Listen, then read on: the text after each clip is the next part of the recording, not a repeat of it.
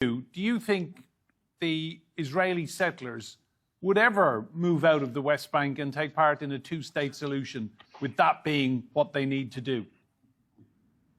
Well, let me start by saying first that 30 years ago, the idea of a two-state solution was a concrete idea to end this conflict and to end this occupation.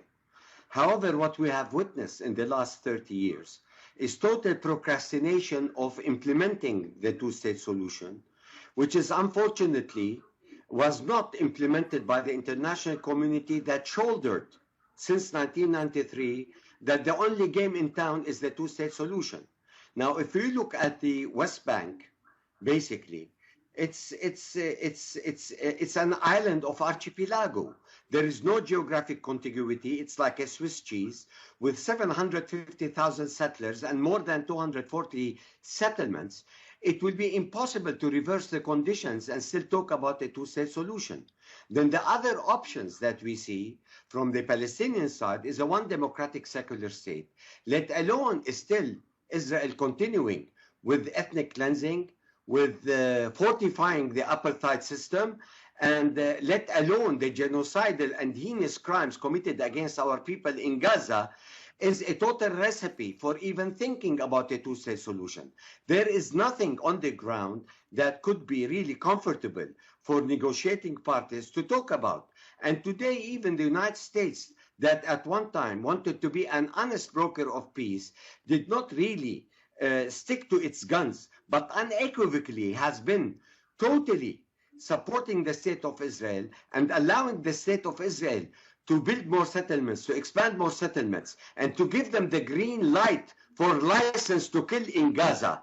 And this kind of genocide, which is a transfer of a whole population, 1.5 million have been transferred, yet alone they are waiting their destiny, whether to go to the sea or end up in the Sinai desert, or God knows if they are going to be wiped by a nuclear bomb by Israel. This is yet to be perceived. But to talk about a two-state solution, now it's impossible because the dust has to settle down in the occupied territories. We have to see what the international community has to do to stop this onslaught, this heinous crime. We cannot even get a ceasefire for a couple days or 3 days or what have you, in order for people not to die from hunger and thirst, let alone the constant bombing and shelling of F-16s by the Israelis at the site of the international community, and nothing is being really put any kind of pressure on Israel to stop its carnage, its onslaught, its killing massively the Palestinian people while people are dying. And we don't know what is the number of casualties for Israel to stop this onslaught against what is so-called Hamas now, as a pretext for the annihilation of the Palestinians, the decimation entirely of a massive people, yet with no end result and no kind of end of this game. There is nothing that Israel is offered except continuous bombarding, and the international community, beyond sympathy and empathy, are not doing anything to stop this carnage. Manuel, I want to ask you, how do you feel about what the Israeli finance minister has said then, Smotrich, telling people, Palestinian people, that they need to go to Arab countries? Well, actually, Smotrich is portraying the ugly image of Israel and its occupational policies. We have witnessed what they have been doing on the ground for the last 75 years, let alone that 13 years with Prime Minister Netanyahu being in power, the idea of negotiations and the two-state solution is a dead idea. And we have seen Netanyahu incrementally has buried the two-state solution. So there is no reason why we should talk about a two-state solution. We can only talk about two-state solution when occupation ends. When this colonial project will totally be halted and terminated by the international community's will, let alone the United States, should stop from its unequivocal support to the state of Israel since its creation, and pretending that it has been an honest broker of peace, we have seen nothing except calamities and disastrous policies that eventually change the facts on the ground and created a monstrous, what we call land grab by the Israeli settlers, where, as I said earlier, it will be impossible to make these conditions reversible in order to initiate a kind of discussion. For Netanyahu, he is willing to negotiate peace for peace, but not for relinquishing the occupied territories. So many UN resolutions have been, drafted and resolutions came, but we didn't see any resolute action from the international community to implement it.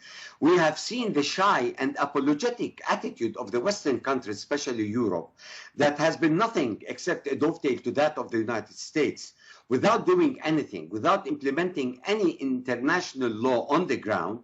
We have seen that Israel, with impunity, has been defying the international law, the international humanitarian law, all kinds of resolutions that were in favor of Palestine in gaining its self-determination and in creating its independence, has been gone in phase. So when we talk about a two-state solution today, it's talking about a mirage. It's seeking water in a desert that has no water wells.